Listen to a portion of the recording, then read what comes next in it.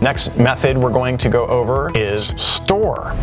Store requires you to name a mailbox on the machine before it actually gets set up. You'll see that there are 100 mailboxes from 0 to 99. So everyone could have their own box. You could also name them per department or per type of document that you want to store in there. So when I hit store, I can name my file or use the file name. I'm just going to name this one test store job.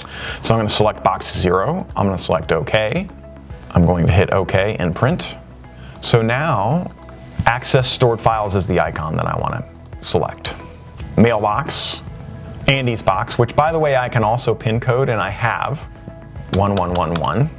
And these are my documents.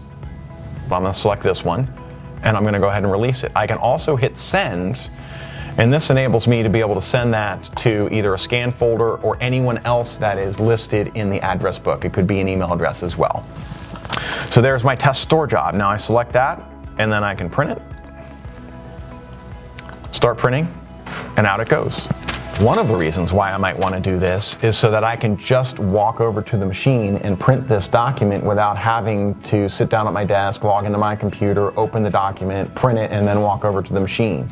This enables me to be able to print a document and actually retrieve it at the machine and print it on a dime. Thank you for attending today's Accent Insights. We'll see you next week.